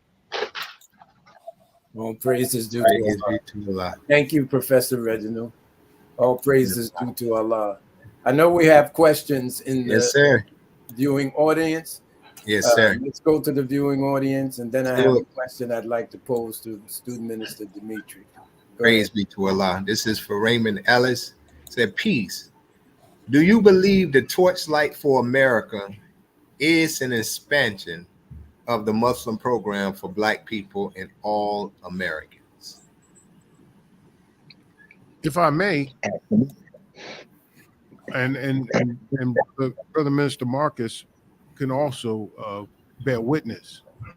It is the spiritual teachings that Honorable Elijah Muhammad put in public policy language. Teach.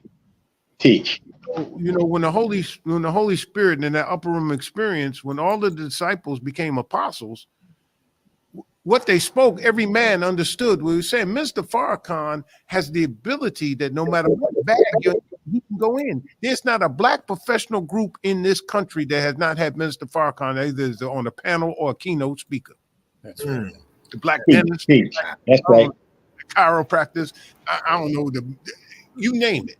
Right. What is it about? And he always starts at the spiritual base. He never leaves that out. But he can go into whatever. That's right.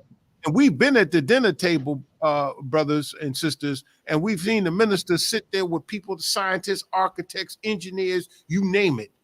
And he'll listen and listen and listen, and he will give them back a deeper and broader understanding of the discipline that they brought to the table. So yes, brother, the Torchlight for America is an expanded Muslim program, and it teaches us how to understand what a universal government of peace looks like.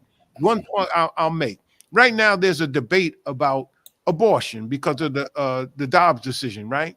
What is our public policy position if you're asked about it? Of course, we don't agree with abortion on demand. However, in the program, he says that that the rape and incest should not be brought to term. The process of rape and incest should not be brought to term, and when a woman's life is in danger. That's a public policy position. Mm-hmm. See? He talked about fixing the educational system. Teach, brother. Yes, sir. But now at this particular point, I've seen Mr. Farrakhan in a tweet said, man, you know, it's almost beyond repair because they have pulled it and broken it apart.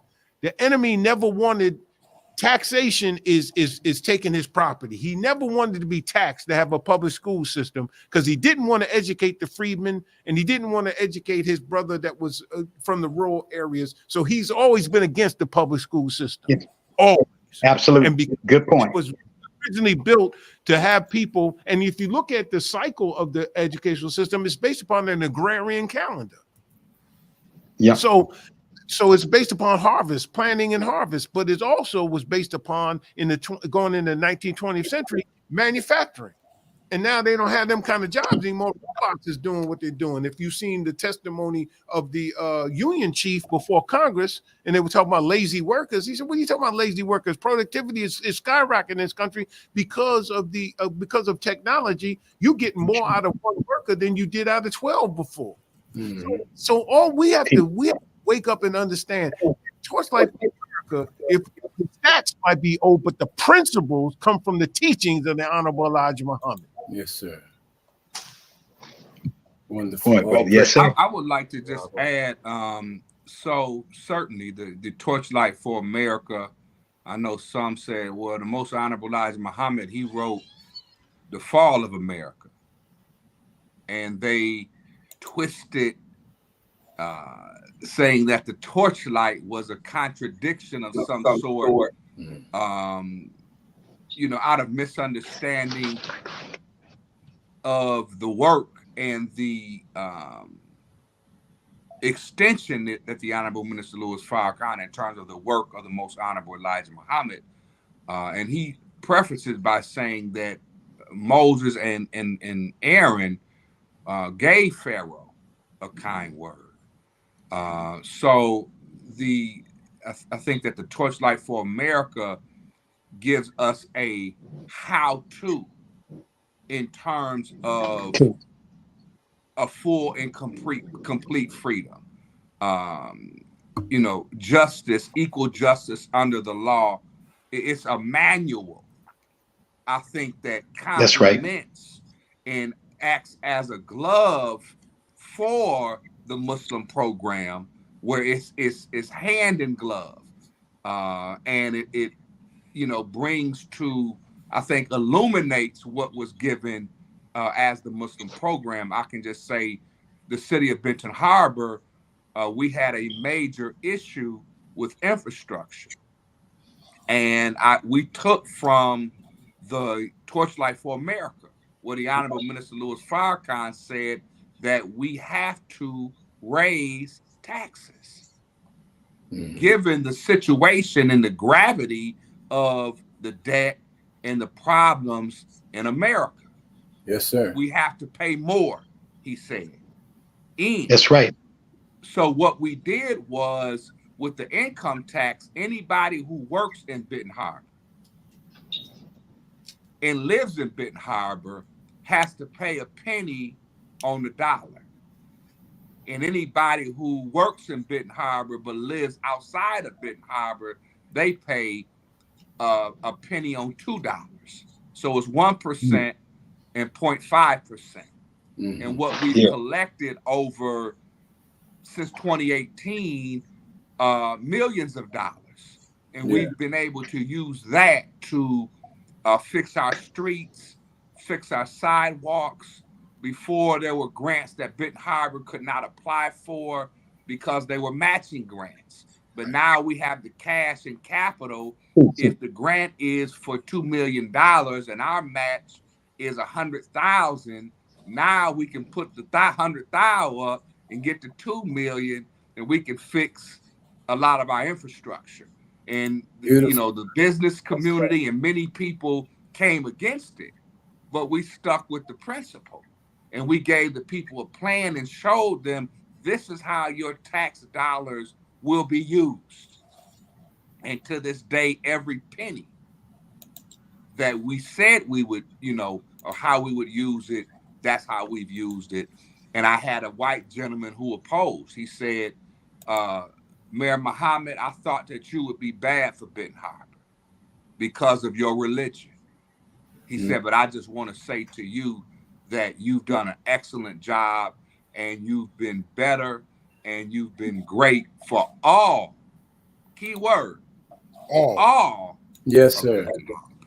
That's my man. Beautiful, brother. Praise be to Allah. Praise be to Allah. You answered some questions by that testimony. It was a Sister Nisa Muhammad, that was asking about, you know, some of the success in being a mayor in Benton Harbor. Praise be to Allah. Praise be to Allah. All right. All praises due to Allah. I did have a question for Student Minister Demetric, but of course, others can weigh in. There were terms in this magnificent book, this document, which is excellent. And I encourage everybody in the viewing and listening audience, if you don't have it, make sure you get it. Can we show the people where they can get it from, Sister Sheila? Please. Go to researchminister.com. That's right. Come on. There it is. That's the voice. All praises due to Allah. That's right. There you go. There it is. Researchminister.com. Excellent, excellent, most excellent document. I got mine. In this document, Yeah. dear family, you use two terms, brother, that I'm very, very interested in hearing an expression of. This term is that one of the terms is, I asked that express and compare the inborn characteristics resulting from God and the inbred characteristics resulting from slavery, and how does the Muslim program address and correct these characteristics? I ask this because given the, I say probability, I won't say probability, possibility, I'll say probability that the enemy will have to comply with what the Most Honorable Elijah Muhammad and the Honorable Minister Louis Farrakhan is offering.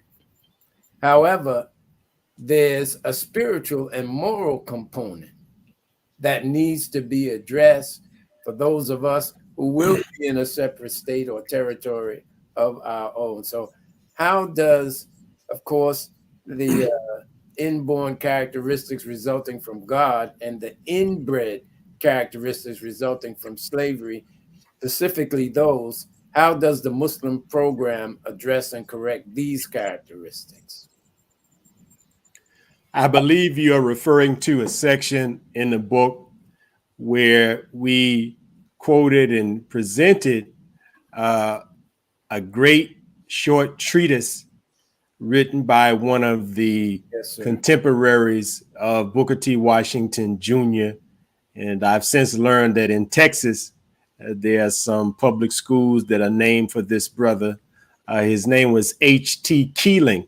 Mm-hmm. And H.T. Keeling was a great brother and an educator.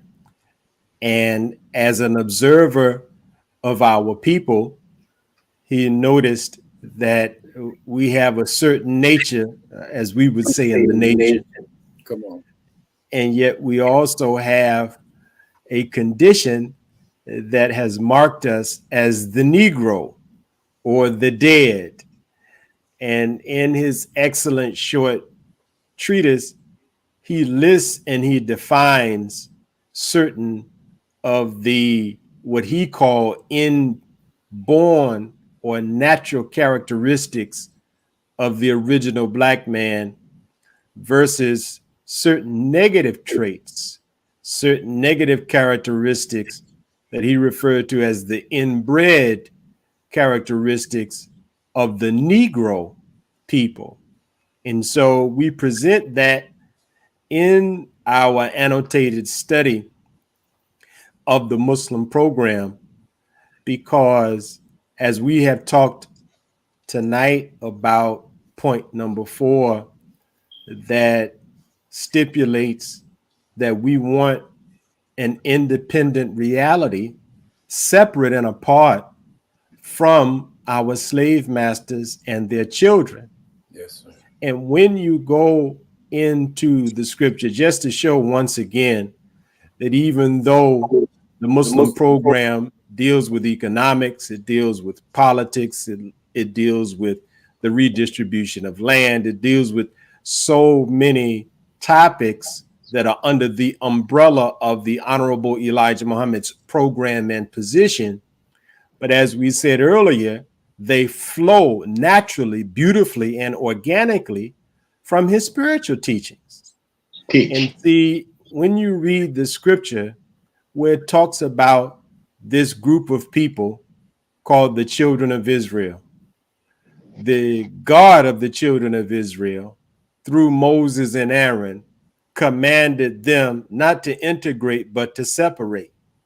But if you read about the children of Israel in scripture, by the time of Moses and Aaron being raised by God to be the true leaders of the people, the children of Israel had some problems. Yes, sir. Now, they were deemed the people of God, but they never sought that designation. They were deemed the righteous by God, but they were not, in fact, righteously acting. And so separation for the real children of Israel also meant sanctification for the real children of Israel. Because as long as the children of Israel were living among their slave masters and their children, they could never fully become what God desired them to become, Yes, which sir. was a holy nation, Preach, brother. a nation of priests, a people in whom God himself would dwell. But they were involved in a lot of bad things. And if you just want to have an idea of their characteristics that they had gleaned from their life as servitude slaves, just look at all of the things that the 10 Commandments prohibits. Mhm. Because God don't speak out of words. Go ahead, brother. So everything that God said, thou shalt not, they was doing that. And so separation then takes on an added quality, an added spiritual dimension, because separation means sanctification. Because as long as you're living with Satan, how can you truly be the righteous? Perhaps this is the reason why at a certain point in the biblical scripture, it says all of our righteousness is as filthy rags. That's right. Because you're trying to be righteous while you're living among Satan in his filthy society. So as I heard the Honorable Minister Louis Farrakhan, someone shared a beautiful clip just the other day that I believe was from the minister's message in Newark, New Jersey for the Holy Day of Atonement. And he was responding to the criticism of some who misunderstood why the Honorable Elijah Muhammad said that it is more important to teach separation than prayer. And in the minister's beautiful, inimitable way, he began to talk about how you can pray, but if you're living with the devil, as soon as you get up from your prayer, he has worked against the very thing that you prayed for. And you can never establish real righteousness that has any permanence as long as the devil is in authority. So separate yourself from the devil first so you can fully live the life of righteousness and be the righteous nation that Allah God has come to make us into. Oh, praise to Allah. Wonderful response, Brother Minister. Go ahead, Brother Reginald. Yeah, can I respond to that question too about one of the things that happened to us as a people that we have to address when we're talking about what the Muslims want and how do we repair the damage? Brother, when you had a people who have been traumatized, terrorized, tortured, and tormented for centuries, I heard the minister say more than a decade ago, he said one of the biggest impediments that we had as a people was our fear and our ignorance.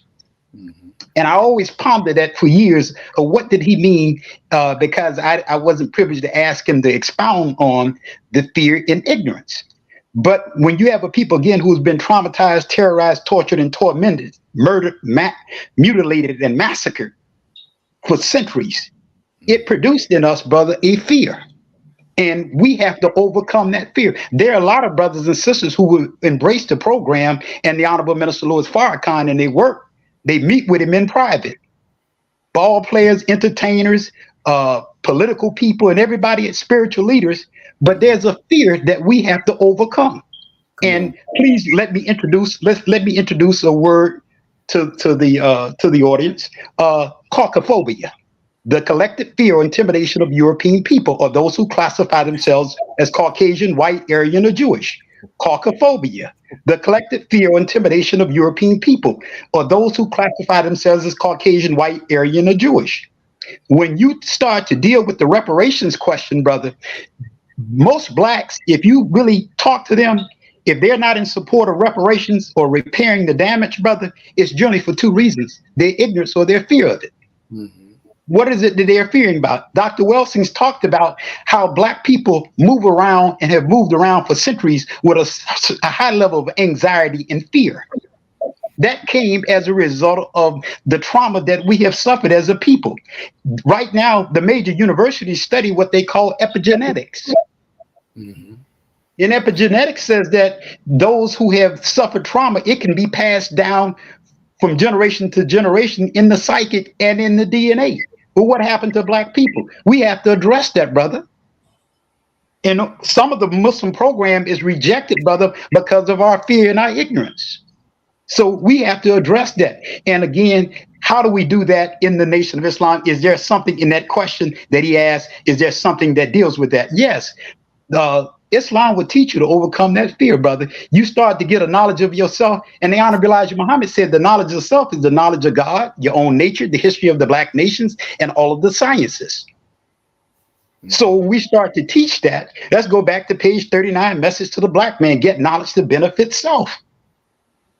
That's how we start to make that progress for those who are listening, how we start to make that progress, and we start to see that finally that we're securing reparations for ourselves. White America can't give us reparations. There's a land question, there's some resources and what they owe us in the way of material and monetary damages, but that repair, the spiritual, the psychological, and the emotional repair, that has to come from us. And the Honorable Elijah Muhammad, and that comes through the Muslim program. And how do we know it works? Just go back and read the backside of Message to the Black Man and look at the results of what the Honorable Elijah Muhammad taught. Who was it? James Baldwin said in The Fire Next Time, he said that look at what all the programs and the institutions and the committees have failed to do. He talked about how the Honorable Elijah Muhammad was successful in doing it. So, and then too, I want to say too, we talked about the various errors that we have come through. One of the things we have not given the Nation of Islam and the Honorable Elijah Muhammad and Honorable Minister Louis Farrakhan credit for, brother, is the Million Man March. That brings in a whole new era for Black America. We're going to be doing a comprehensive report to show you conclusively how it caused a whole new economic and political expansion and empowerment. But that was a whole new era, brother, that it brought it in for all of Black America and all of America, brother. If you look at what happened politically and economically to the masses of our people after the Million Man March, the impact of it, it brought in a whole new era that we never embraced and marketed for what it really was. But we'll be able to show that conclusively in a political and economic final report on the 30th anniversary. Be Allah's willing, be Allah's mercy and willingness to guide us in that effort. But again, why is that critically and important? And even anything that we're attempting to do now. Minister Farrakhan said after the Million Man March, anything of good you're attempting to do, I have taken the impossibility out of it.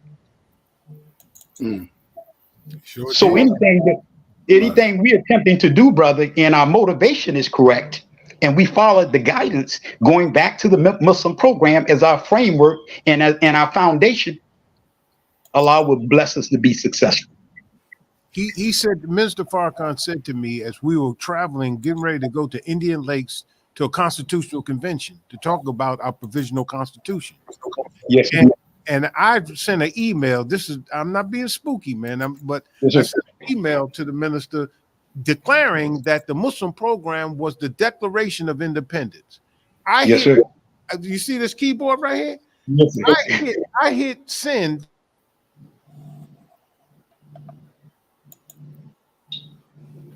Oh, you're on mute. You're on mute, brother minister. Nothing happened. Say that again. I didn't hear him. You're on mute, sir. We can't. Something happened. Can't hear you. The minister, Ali.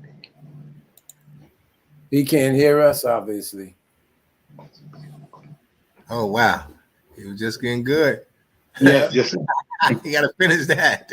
Well, if I can just jump in briefly. His mic is muted. Tell him to unmute his mic. His mic is showing muted. You have to unmute your mic. Oh, let's see. We should be able to do that. Hold on. Oh no, I guess I don't think we can do that, brother. Okay. Check 1 2 1 2. There we go. All right. There we go. Okay. I don't want to be spooky or anything, but we were heading to Indian Lakes for a constitutional convention to talk about our Muhammad Mosque provisional constitution. I wrote an email to the minister saying that the Muslim program was our declaration of independence. Right? I hit the keyboard, I hit enter, and it was almost like my phone rang right away. I'm not being spooky. It was like that. And he said, "No, brother." He said the Honorable Elijah Muhammad said the Muslim program is our constitution, right? And then he went on to say, as Brother Reginald, bear witness of what Brother Reginald said, he said, we can't look to our slave masters' children to give us freedom, justice, and equality. He said, that's something we have to give to ourselves. So the repair has to come from within, and then other things will be attracted to us. Seek ye first the kingdom of heaven and all its righteousness, and then all these things will be added on. Yes, sir. Yes, sir. All praise is due to Allah. We sadly have arrived and actually went over the time. Alhamdulillah. Alhamdulillah. Oh boy, this is a great discussion. But thank you for the invitation. Closing the gap team. Thank you. I look forward to it. Anytime I can be on with Brother Demetric, Brother Reginald, and of course Mr. Mayor, my brother Marcus, who's always got a book with him. He's always got a book with him. Always. I don't know if he uses it for a doorstop or not, but he's always got a book with him. And I appreciate that because, you know, we got to be knowledgeable in order to deal in this world. So that's right. And thank you all for inviting us. And I look forward to my meal tonight. I'm not on every other day. You know? Praise be to Allah. I'm going home and I'm gonna throw down. Praise be to Allah. Well, we most definitely thank all of our guests that are here tonight for your input. We could tell that those that tuned in was thoroughly. They enjoyed everything and very well informed. So praise be to Allah. May Allah continue to bless you all with all of the good works that we have been and you have been continuing to do. Thank you, Student Minister Demetric, for this wonderful book. Everybody make sure y'all get it and pick it up. The Muslim Program, the annotated study of the Muslim Program. Beautiful, beautiful Praise book. Well put together. Allahu Akbar. Alhamdulillah. And get your yeah, okay, that one too. Absolutely. We got to get it all. My brothers and sisters, you got to get it too. Praise be to Allah. We got to twin them, huh? We got to put them together. That's right. To Allah. I do a lot. We most definitely think. Anything else, Sister Starla, as we wait for Brother James? I guess we could go into an announcement, Sister Starla. Okay, yes, sir. We want to thank our Closing the Gap viewing and listening audience for joining us once again. I would like to remind everyone to please visit www.finalcall.com. There you see the latest edition of the Final Call newspaper, Ramadan 2024, Refuge, Renewal, and Recommitting. You can take out a digital subscription or, of course, in various cities around the country. When you see the brothers out there with a physical edition of the paper, make sure you don't just pick one up for yourself, but make sure you grab one for a family member or a friend as well.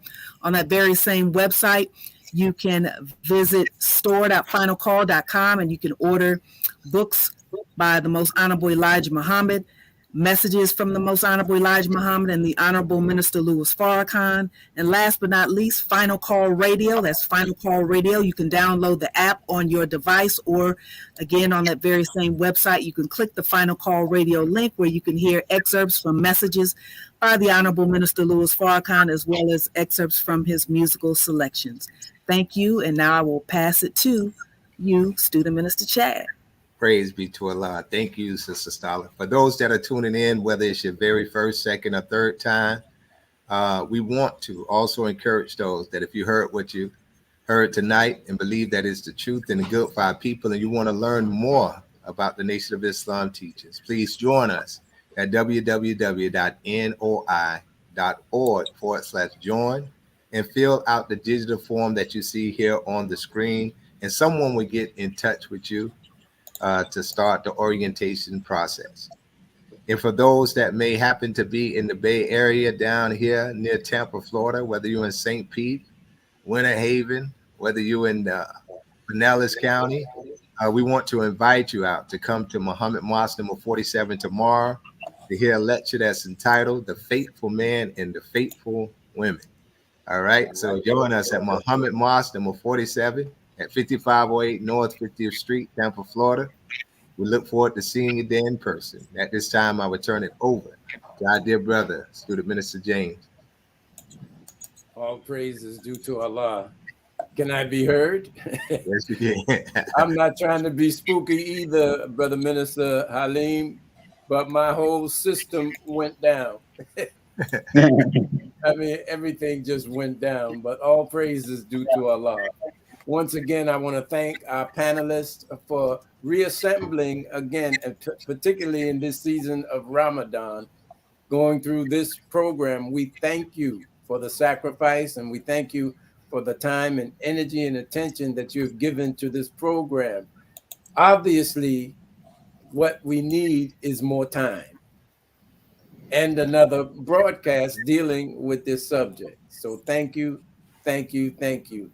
For those of you who are in our viewing and listening audience, of course, we are very thankful to Almighty God, Allah, and you for giving us your time and your attention.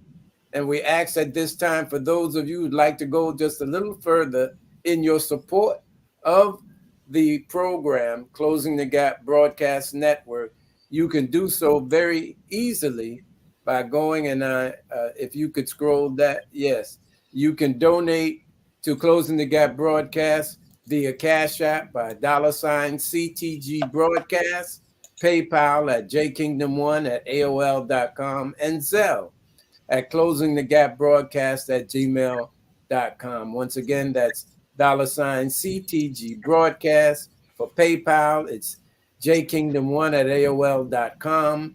And for Zelle, it is Closing the Gap Broadcast at gmail.com. It's your continued support that allows us to continue to bring these relevant programs to you, our beloved people, and all who will tune in. And just a heads up to our panelists, make sure you know that we will be calling you again to be a part of these broadcasts. Thank you. Thank you. Thank you. Thank you, brothers.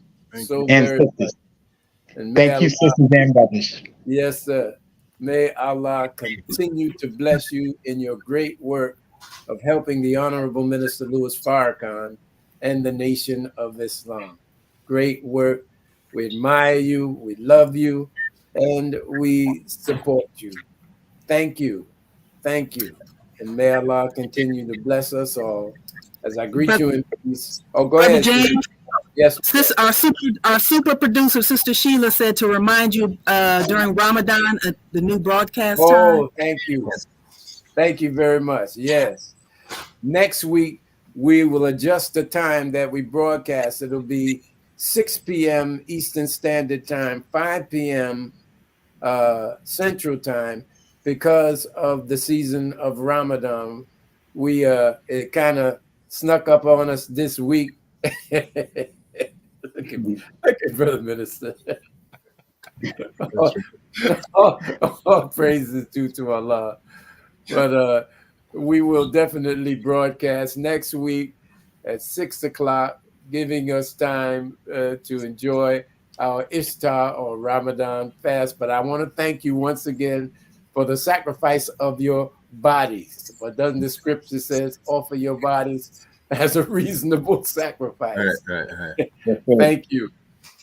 Thank you very much. All praises due to Allah. All praises due to Allah.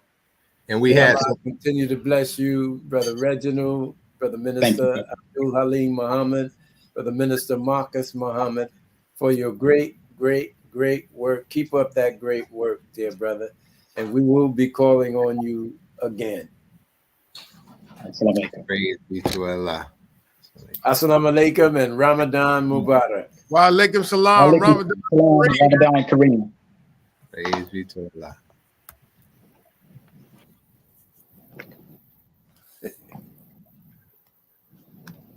So, just a minute.